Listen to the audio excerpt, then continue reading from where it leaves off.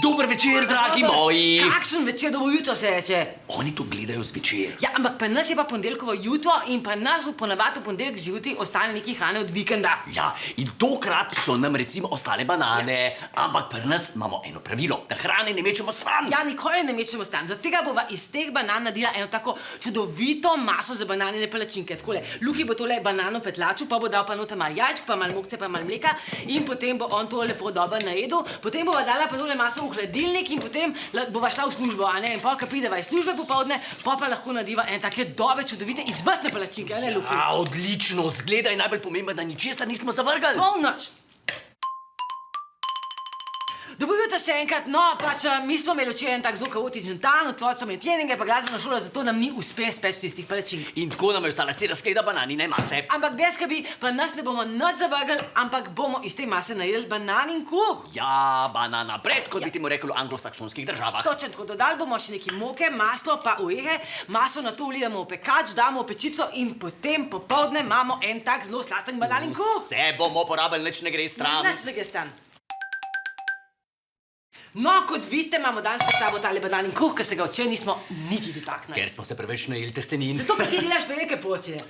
Nima veze. Mi tega suhega bananega kolača ne bomo zavrgli, ampak bomo iz njega naredili ene krasne bohane šnitke. Ja, suh kruh najprej narežete na šnite, potem ga pa namočite v mleko, zato da rata malo bolj tako sočen. Pa rabite še 2 jajci, pa polno, v katerem jih popečete in najboljše, da to naredite zjutraj, da potem, ko otroci vstanejo, da ko pridejo, da takoj pojejo za zajtrk. Krasen diši, tole bo šlo odlično v promet. Ja, žal se nam je včeraj zgodilo, da so otroci zaspali zjutraj in niso imeli časa za zajtrk, zato nam je ostalo 20 bohanih šnitk. Ja, ka pa jih valjda ne bomo zavrgli, ker lahko iz njih naredimo ene take čudovite tortice. Ravno samo smetano za stepanje, pa tele čudovite slovenske sveže jagode, ki jih bomo pa porabili za okras. In take tortice je najbolj narediti, ko pričakujete obiske in morate pa na hitro pripraviti eno sladico. Ja.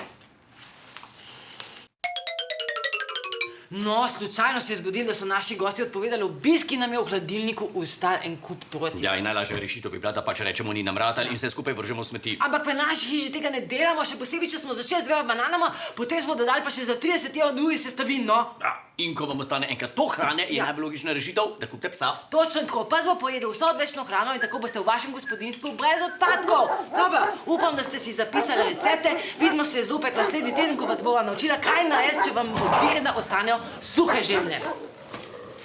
Kaj pa? Ja, najprej žemelj narediš drobtine, pa z njimi spohaš meso, pa če se to ne poje, narežeš tole vse na solato, če se pa še to ne poje, pa naslednji dan nadevaš v domače tortile. Pa seveda upaš, da ima pes mehiško hrano. Sam naslednjič mu ti neseš. Ja, to pa še videla.